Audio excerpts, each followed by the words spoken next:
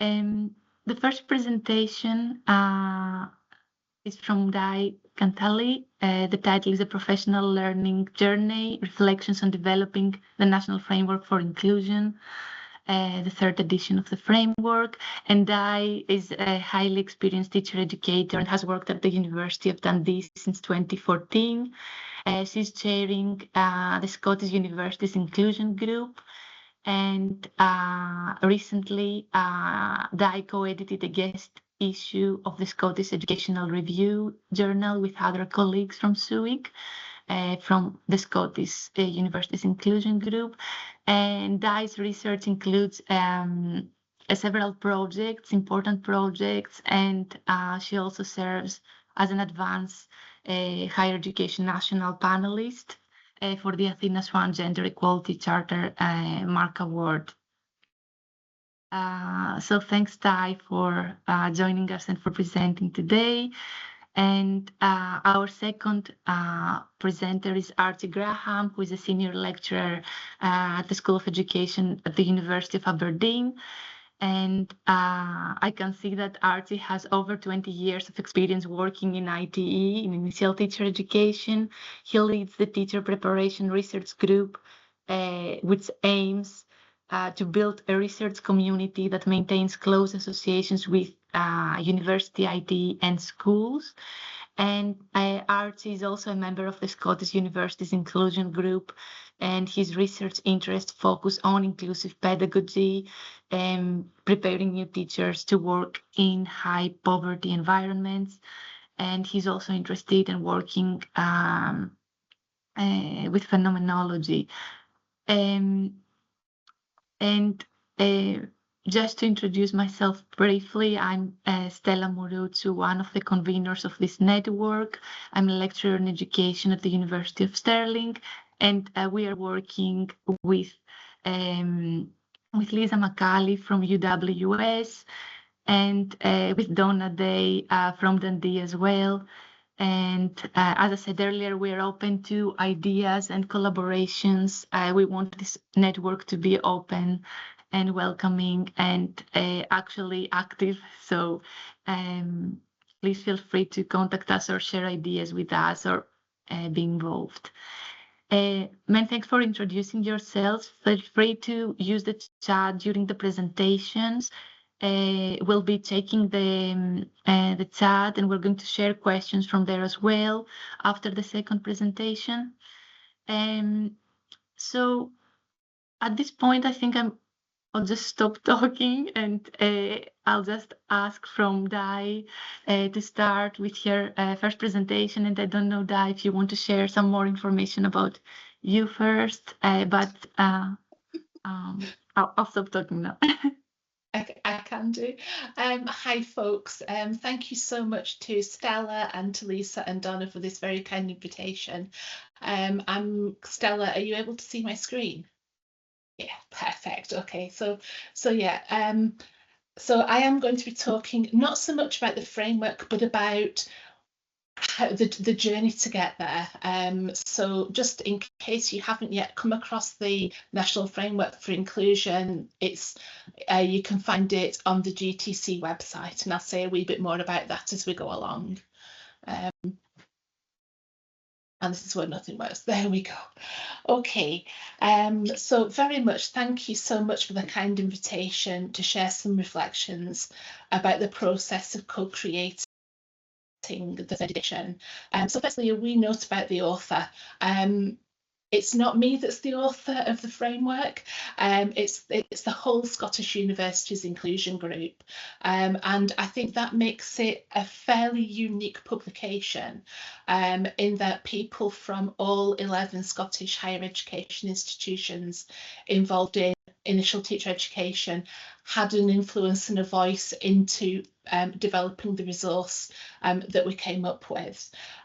So the Scottish Universities Inclusion Group, for people who don't know of us, we were originally set up in 2006 to develop the framework, and we've very much developed over 15 or so years into a collegiate body of inclusive educators that, as I said before, and as you can see on the screen, we come from all 11 of Scotland's children's ITE courses and departments.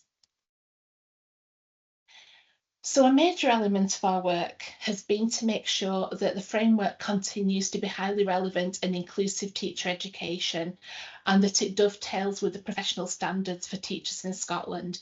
And of course, our professional standards are enacted by the General Teaching Council. So following the enactment of the 2021 standards, we published the 3rd edition of the framework in 2022, and we published a companion resource in 2023. And when we were developing the 3rd edition, we came up with more reflective questions than we had room for, and we didn't want to just throw them away. So we came up with the idea of why not get 2 publications out of this process. So the companion resource, which is a guide for teacher educators, it includes a lot of those questions that we just couldn't fit into the main framework, but also, and probably more importantly, it contains some lovely case studies of how people are using the framework to support teacher education for inclusion. So as I said just before, it is linked to the standards, and as you can see, probably very small on the screen, but we have 3 strands. One's for student teachers, and those questions are linked into the SPR, the Standard for Provisional Registration. The green strand is for every teacher, whether you are just out of probation a year, whether you are 20 years in the job, we can all draw on the green strand. And then the pinky purpley strand is for experienced teachers. So the experienced teachers strand links in with the career and professional learning standard. So the framework supports teacher education for inclusion, and a key underpinning principle for that is that every teacher has responsibility for inclusion within their own setting. And that's so that every learner is included, and so that we have high expectations of what they're able to achieve.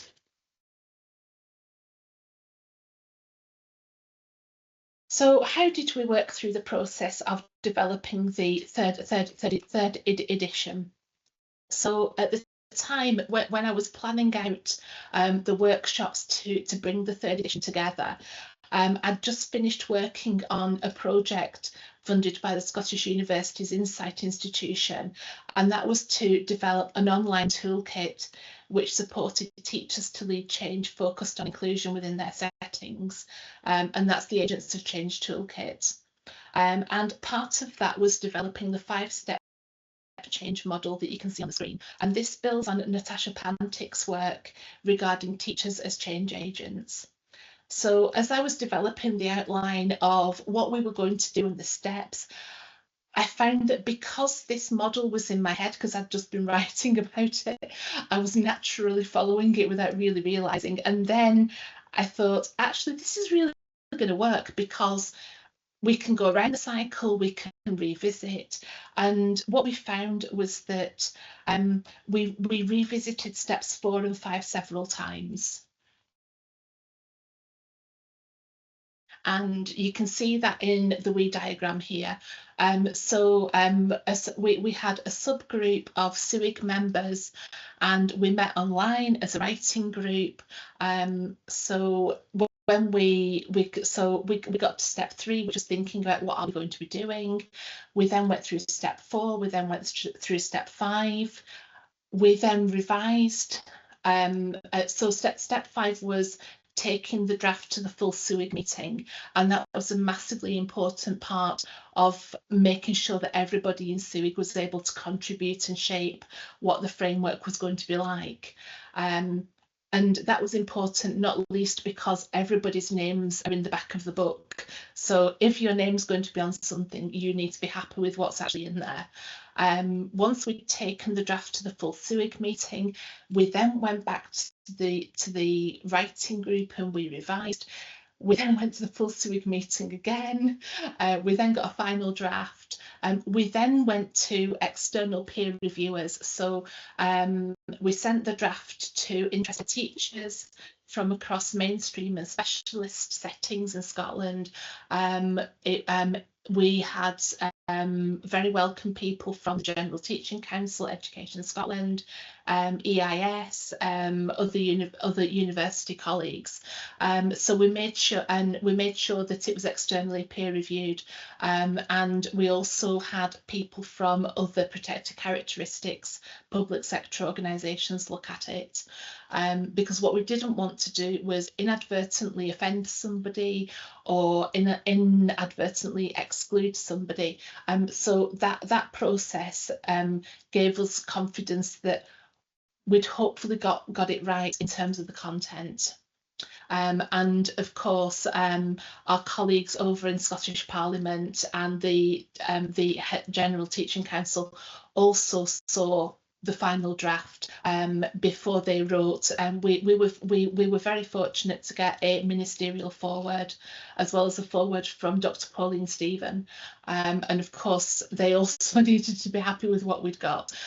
So we seemed to go around steps 4 and 5 an awful lot of times, but it was a really necessary cyclical process to be able to get there. So a really essential part of structuring our writing days was in embedding time for people to really immerse themselves in the work that we were doing. And I was really conscious that everybody was doing this as an addition to the day job. Quite often people were spending the day with us, and then they were going away doing what they should have been doing during the day at night or at the weekend. So they were carving time out to be able to fit this in. And I was really conscious that people just didn't have time to read through great long drafts before they came to the meetings. So we built in thinking time, which took away the pressure of having to do prep. So it was very much modelled on think, pair, share. So the example on the screen shows how we structured a half day.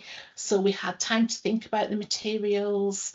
We then talked in pairs or trios about what we thought about, questions that we could have. Now here we started off with strand 3, so we were looking at questions that would support strand 3 across the different teacher standards that we were looking at. We then came back as a whole group and shared what we'd thought about it. We had a break. We then went round that cycle again with strand 2, and one of the things that was really me was that across the writing group we had people from most of our universities and across all different sorts of job grades. So we had very new CIWIG members working as early career researchers and lecturers, right through to Professor Lana Florian, who I think everybody heard of, who is an absolute world-leading expert on inclusion and inclusive pedagogy, and was part of the original inclusion practice project that the framework was developed from. And in work that I'd done previously with Archie, who you're also going to hear from, I'd worked really closely with Lani and I'd learned so much from her, it was unreal. And I was really keen that everybody got that opportunity. And so as part of the Think, Pair, Share, we made sure that different people from different universities worked with each other, but that also different people at different career stages also worked with each other as well, so that it supported people's professional learning. And I should probably have said that we did all this via Teams because we still had the pandemic restrictions in place, because this was in mid-2021. We also had no budget, so there was literally no funding at all for this, which is why we were doing it all in our own time. So, but I have to say, we were absolutely encouraged by our universities to do this. The Council of Deans of Education was incredibly supportive of us, and we found a really welcome partner in the GTCS who agreed to host the framework on their website, and we've not had to pay for that, thank goodness, because there was no money to pay for it. But because it's freely and publicly available, it means that people from around the world have been able to people from around the world have been able to access the framework and download it freely, which has been brilliant. So we wrote 2 resources. We made them freely available online. We sat back, and what happened next? We've got a couple of pie charts here which show the numbers of unique internet service provider ISP downloads for each publication, and this is during the 6 months from April to October 2024, so about this time last year. So there were just over 1,000 downloads of the framework and 185 of the companion resource. Most, as you probably would think, were in Scotland, and around a quarter were from the other UK nations. And there was a small number from the rest of the world.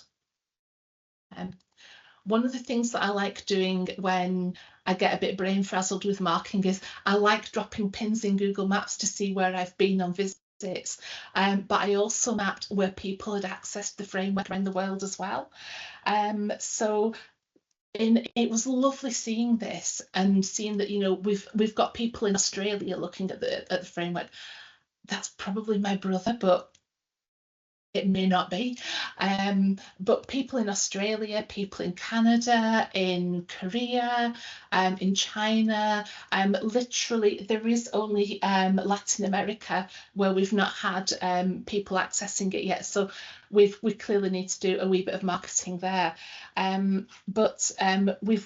It's been lovely to see most continents represented for both the framework, which is in green, and the companion resource, which is in blue.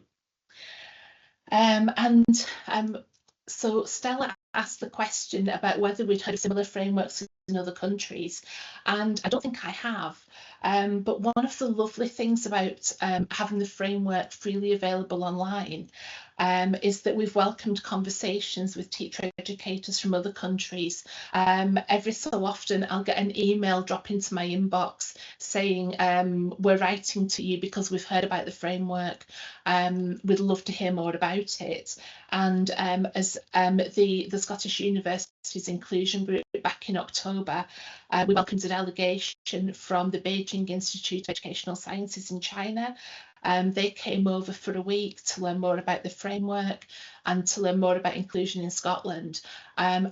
And I think in terms of Scotland being seen as a leader in good inclusive practice, that's certainly been reinforced this year by the conversations that I've had.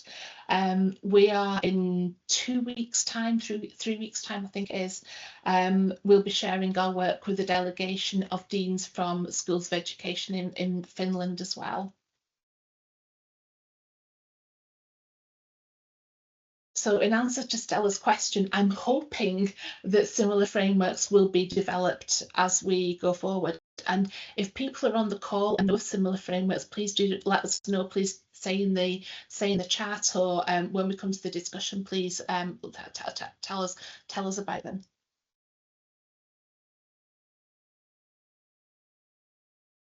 So let's focus in on how the reflective framework questions can help support teacher education.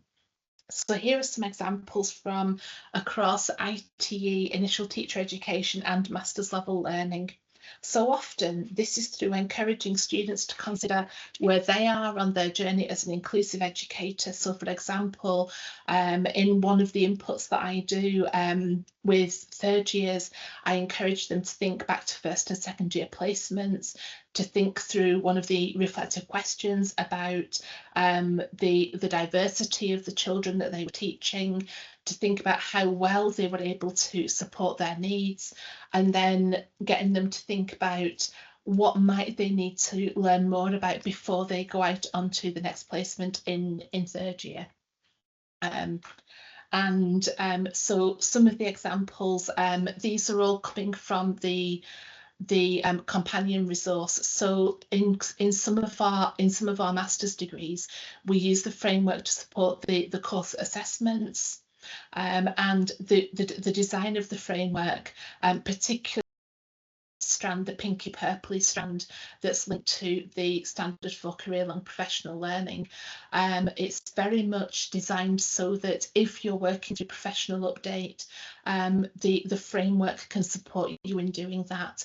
And there is a 5-step model based on the AC Toolkit and Pantic model that the GTC have displayed on their website. So when you go to find the framework, you also find a suggested model for engaging with the framework and the reflective questions.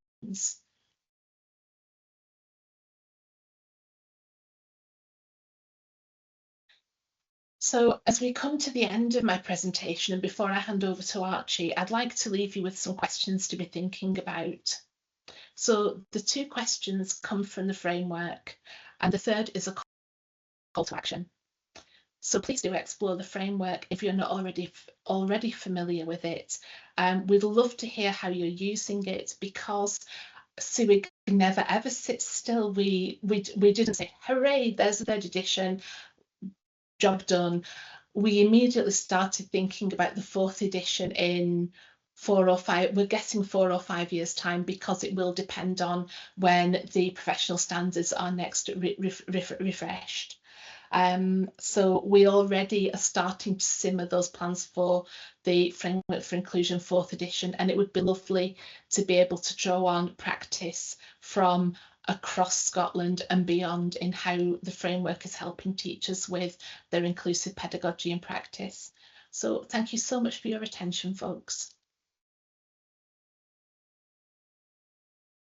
Great, thanks, Di. And I can see people using the reaction to upload. That's great, thank you. Yes, I actually asked this question to everyone. If other people have heard of similar frameworks in other countries, that would be interesting to see.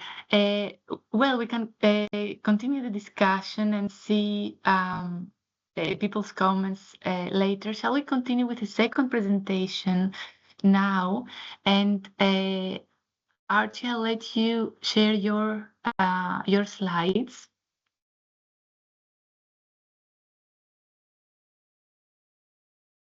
And in the meantime, I can see David's comment. Yes. Can you see the slides, Stella? Yes, yes, we can see the slides. So, yes. Okay, we're good to go? Thanks, yes.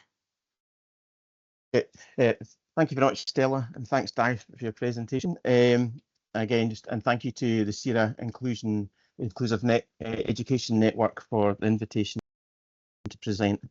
Today I'll be presenting on behalf of the Teacher Preparation Research Group at the University of Aberdeen, on behalf of my colleagues Lindsay McDougall, Dean Robson and Peter Matika, and our presentation is entitled Newly Qualified Teachers' Experiences of Implementing an Inclusive Pedagogy in Schools Located in High Poverty Environments. So a little bit about the background first. So as Matika et al. 2024 and Gorski 2016 have highlighted, poverty is recognised as a barrier to educational achievement, and it affects children and young people's engagement with school. At the same time, research by Ravi and Matika 2021, UNESCO 2020 and Cochrane Smith et al. 2016 indicates that many newly qualified teachers report feeling unprepared to work with diverse learner groups, including those affected by socioeconomic disadvantage. And taken together, these findings underscore the need for research that explores how teacher preparation can better equip educators to respond to the complex challenges associated with poverty and diversity in the classroom.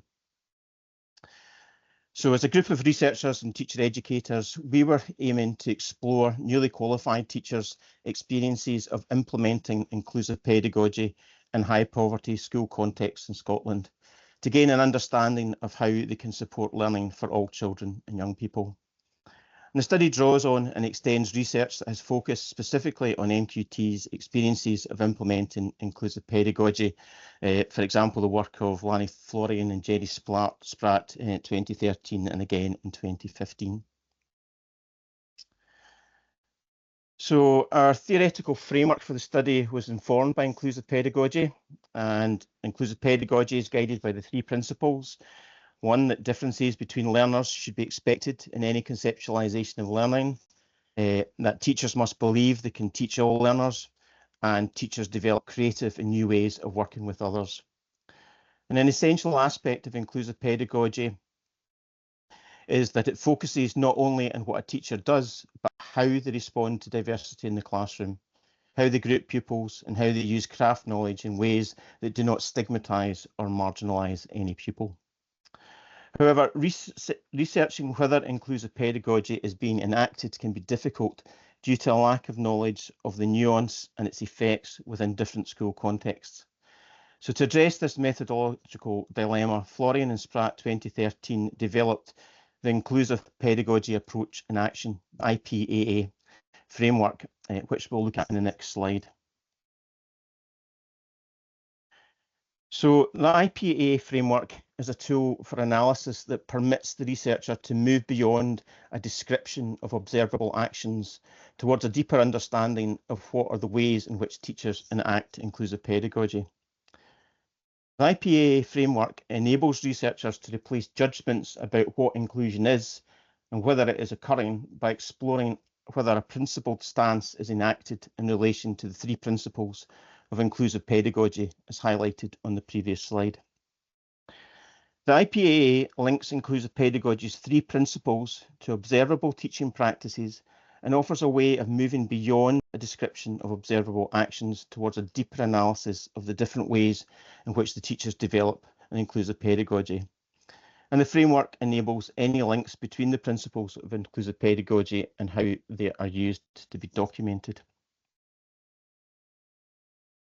So the context for our study was that it took place in Scotland within a policy context orientated towards enabling positive educational outcomes for all learners, including those living in poverty. The Scottish Government has provided funding towards addressing inequalities in education through the Scottish Attainment Challenge, designed to support schools serving areas of high levels of poverty over the course of the parliamentary term 2021 to 2026.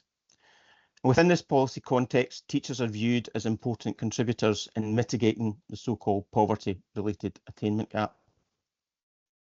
Moreover, initial teacher education programmes are expected to prepare teachers with the appropriate qualities to make a positive difference for all children and young people. Initial teacher preparation in Scotland is situated in universities where student teachers complete either a 4-year undergraduate degree or a 9-month professional diploma in education.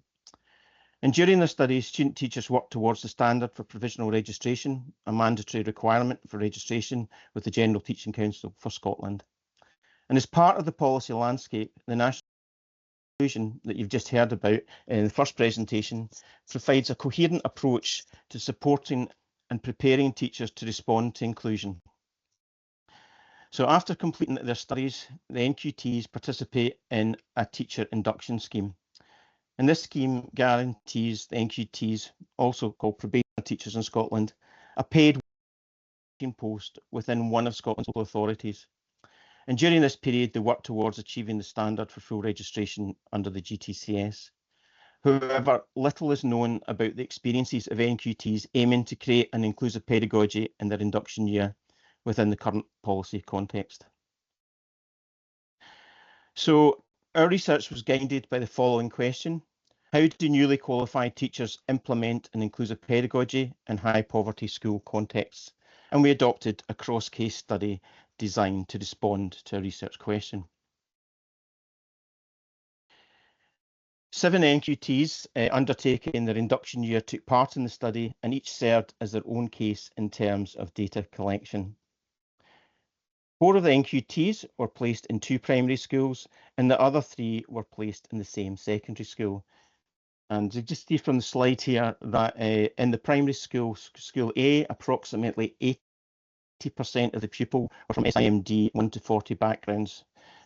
Similarly, School B, approximately 90% of pupils from SIMD backgrounds, 1 to 40 backgrounds, and secondary school was School C, and approximately 80% of pupils from SIMD 1 to 40 backgrounds.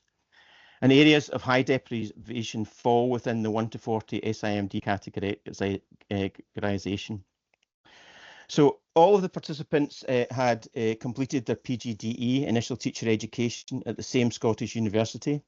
Their ITE was underpinned by the 3 principles of inclusive pedagogy, as previously outlined, that differences must be accounted for as an essential aspect of human development, that teachers must believe they can teach all children, and teachers continually develop creative new ways of working with others.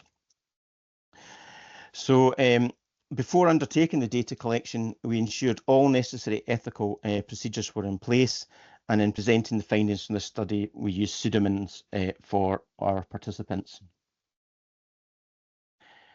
Data were collected through narrative observations, semi-structured interviews, and reflective audio diaries to gather participants' experiences of enacting an inclusive pedagogy in 3 high-poverty school environments. The approach to the narrative observations required all members of the research team to undertake training by observing the same pre-recorded video of a lesson independently and making a narrative account. Discussion then followed to develop a shared understanding of how to ensure relevant data were collected. The narrative observations were then used to inform the follow-up post-observation semi-structured interviews. And each interview was conducted on the same day after each lesson observation to elicit further information. Each participant was also required to audio record a reflective diary for 1 week, and each participant used the same 4 reflective questions to structure their entries. Question 1 was, what were you aiming for today in terms of inclusion? Question 2, what worked well? Why do you think this? Question 3, what did not go so well and why do you think this? And question 4, what, if anything, might you do differently next time? And all data were collected, were transcribed verbatim and shared with the research team prior to data analysis. So the data analysis was divided into 3 phases. So first we conducted within-case analysis of each participant's data to understand their individual context and the nature of their experiences. So in step 1, all transcribed data were mapped against the IPAA framework to elicit findings from the 3 data sets: observation data, interview data, and reflected diary data for each participant. In step 2, we integrated the findings from each of these 3 data sets to elicit aspects of inclusive pedagogy that the NQTs focus on during their induction year. And for this, we created a mini case summary for each of the 7 participants. And finally, during step 3, we conducted a cross-case analysis to identify any replicating patterns found in all of the NQT's teaching practices. And step 3 provided a window into the experiences of the participants in relation to their approach to implementing an inclusive pedagogy. So across the 7 participants, we found practice examples that were consistent with the principles of an inclusive pedagogy. So using person-centred approaches based on their knowledge of their pupils and their individual classroom contexts, the NQT's practices were based on the 3 conceptual themes of teaching strategies, additional support, and working with others. So we found examples from all the NQTs in terms of the teaching strategies they adopted to include all pupils. So for example, some of the NQTs implemented a scaffolding approach, which involved, through discussion with the whole class, opportunities for the pupils to familiarise themselves with the key learning to be developed. They then provided opportunities for the pupils to talk to each other in pairs or small groups about the intended learning, before refocusing the pupils to share their insights from the discussions with the whole class. And after familiarising the pupils with the key learning, the NQTs then encouraged them to complete an activity. Similarly, the NQTs provided opportunities for pupils to revisit previous learning to ensure they were familiar with work already taught before progressing with the new learning. Revisiting the previous learning enabled the NQTs to have a better understanding of the pupils' learning and where necessary to provide further support. Another teaching strategy implemented by some of the NQTs was to encourage the pupils to verbalise their thinking. This strategy was in response to the difficulties some pupils experience with literacy, and to enhance the pupils' engagement with the planned learning, the NQTs recognise the value of providing opportunities for them to engage in purposeful talk prior to writing. To support the pupils to make connections with the learning across the curriculum, some of the NQTs tried to include overt interdisciplinary links within their lessons. So underpinning this teaching strategy was an assumption that not all the pupils would make relevant connections between curricular areas. By making curricular links visible to the whole class, this provided all the pupils with an opportunity to participate in the planned learning. And the NQTs also recognised the importance of making overt links to everyday activities.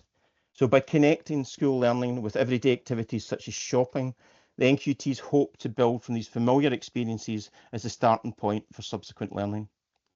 And another important teaching strategy adopted by the NQTs was chunking lessons into smaller parts. This involved developing shorter segments of lessons to make them more accessible and provide multiple opportunities to revisit the key learning as the lessons progressed. So these illustrative teaching strategies of scaffolding, revisiting previous learning, verbalising thinking, interdisciplinary links, excuse me, linking to everyday activities and chunking lessons were based on the NQT's knowledge of their pupils in their classroom settings and were appropriate to their contexts. We also found pedagogical practices that arose from the participants' efforts to modify the learning environments to help all pupils participate in the life of the classroom. Some of the NQTs used different visual aids such as videos, pictures or photographs, and drawing on the board as additional support. And as noted in both lesson observations and interviews, by making use of visual images to support pupils who struggled with literacy, the NQTs also intended to make the planned lesson more engaging for the pupils. In a similar vein, some of the NQTs made efforts to read aloud and or provided technology to enable pupils to look up words that they did not understand, as noted in the reflected diaries. So by reading aloud, the NQTs hoped this additional support would not only make the planned learning more accessible for targeted pupils, but also benefit everyone in the class. Another practice for providing additional support involved the NQTs creating what they referred to as a teacher station. The use of a teacher station required the NQTs to create a designated space in the classroom where they could provide additional support by working with small groups and or individual pupils during the planned lesson. So some of the NQTs endeavoured to create supportive and nurturing environments where the pupils were encouraged to see learning from mistakes and asking for help as opportunities for learning. So creating a culture of learning from mistakes offered an opportunity for the NQTs to provide individual pupils with additional support. However, this required the NQTs to have fostered a positive rapport with their pupils. And linked to the third principle of inclusive pedagogy, teachers develop creative and new ways of working with others. Our findings highlight that the NQT's development of intra-professional working. And the term intra-professional working is used here to note that the NQTs during their induction were working in their classroom setting with other teaching professionals. In Scotland, pupil support assistants, PSAs, are para-professionals who support learning and teaching within the curriculum and the personal development of pupils with additional support needs. By working with the PSA, the NQTs shared plans for the intended learning to enable the PSA to provide some additional support for targeted learners. This intra-professional working with PSAs was a means to help the NQTs to bridge the principles of inclusive pedagogy within their classroom practice. So, our study aimed to examine NQT's experiences of implementing an inclusive pedagogy to support learning for all children and young people in high poverty school contexts. The findings show that the NQTs endeavour to mobilise readily available teaching strategies, additional support and working with others for the benefit of all pupils rather than providing something additional or different from some who experience difficulties.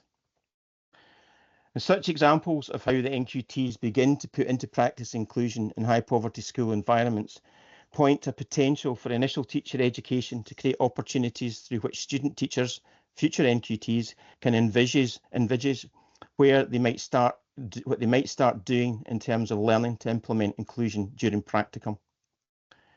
And this may go some way towards addressing concerns expressed in literature about the limited guidance available on how to realise inclusive pedagogy in a classroom setting. We're finding that the NQTs fostered intra-professional connections with pupil support assistants to support inclusion relates to the third principle of inclusive pedagogy, that asserts that the relational nature of inclusive pedagogy in responding to learner differences. And this finding underscores the importance of foregrounding relationality in and for inclusive pedagogy. It would seem beneficial to focus support for NQTs and student teachers during practicum by providing opportunities for them to develop creative ways of working with others. And this agrees with our previous findings, which indicated that the nature of co-practice relations in schools for student teachers was poorly conceptualised and understood. And through identifying concrete examples of teaching strategies and working with others, our study offers insights into NQT's experiences of implementing an inclusive pedagogy in schools located in high poverty environments. By encouraging the NQTs to reflect on what and how they implemented their teaching strategies and ways of working with others to support inclusion, it may be possible to enable them to develop more nuanced appreciation of how inclusive pedagogy can be enacted. As such, mentors and teacher educators may need to support NQTs to reflect on what they bring to their teaching contexts and to explore what they can be built upon to support inclusion of all learners. This is not to suggest a standardised approach, rather it requires sensitivity to the context and an understanding that inclusive approaches may look different in different classroom settings. So to conclude, this study has demonstrated examples of NQT's experiences of implementing an inclusive pedagogy in high poverty context school environments. And by turning attention to what NQTs can do and underscoring the need for NQTs to reflect on how such strategies support inclusion, this study adds to an expanding body of knowledge on inclusive pedagogy. So thank you for listening, and on this slide you'll find a list of references that were mentioned on the slides. So thank you very much.